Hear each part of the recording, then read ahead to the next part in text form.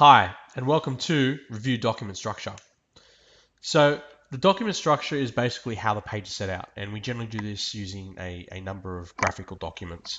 As websites are a very visual medium, it makes sense to do them to do the planning in a visual form.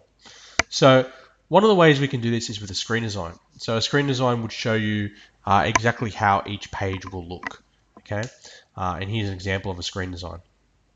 So the issue, with our screen design, we actually need to have a bit more information than this. So what we would need to have is some annotations or some notes. So basically like sticky notes around the side, post-it notes, arrows indicating the font size, the font color, and any other important information, maybe background color of the page, any important information about the text and other information on the site. The one thing a screen design does not have is it doesn't have navigation. It doesn't show you any links and where they go, which is an important thing in websites because the whole thing is hypertext. It thrives on the interconnection between things. You have to click a link to go somewhere else. So this screen design is great when you're designing individual pages, but not when you're combining them into a website. And so the other document we have is a storyboard. And so a storyboard looks like this, and it's basically, it outlines navigation. So we can see that here we have a plan for a website I did for school. And we can see that each one of these boxes is a different page. Some of these are notes. So these things in here are, well, there's a bit of notes in there. There's a bit of navigation. So it's not the best storyboard in the world, but we can see the general outline of a site. Now, the problem with this is that we can't see where the links are in an individual page. For some websites, it doesn't matter because there might be just a menu bar and that's it. But websites generally have links inside the pages as well. So if I can see that the About page is linked to the college menu, where is that link on the page? And so that's a really big failing of a storyboard. So it makes sense to bring that information together into a hybrid or a combination document. And so with navigation, what you actually need to have is you need to have an arrow from the button to the page that it's going to. And the arrow needs to touch the button, needs to touch the page. So you can get very complicated. This is a fairly simple website. You can see it's only got 4 or 5 pages on it. But because there's 5 pages and there's a menu bar at the top which has links to all those 5 pages, you actually need 25 arrows.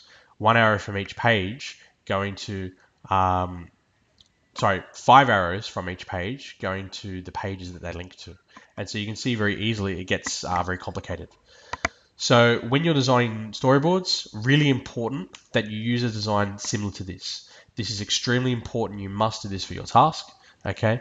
What you have at the top or in the middle, in a central location somewhere, is a representation of your navigation. Okay. It can be horizontal in this way. It can be vertical to go down your page, either on the left or the right.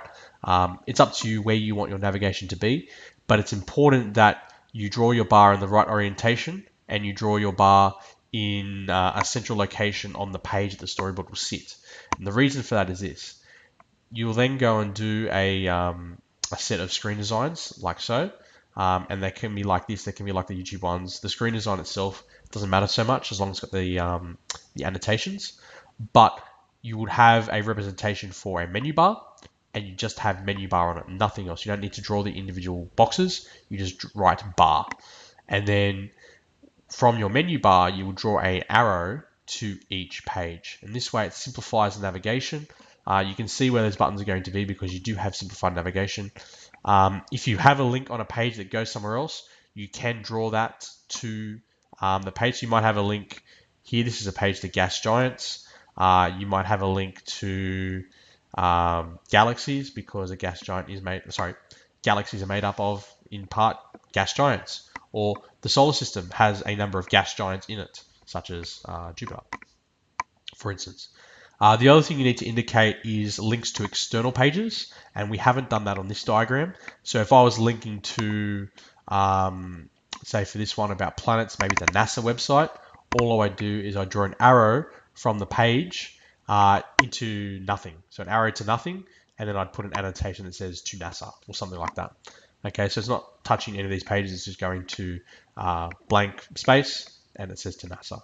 And that is how we represent a storyboard and screen design to make one cohesive document that's really, really easy to see, navigation, annotations, screen designs, all in one document to make it absolutely simple and easy to develop that page. And that is review document structure.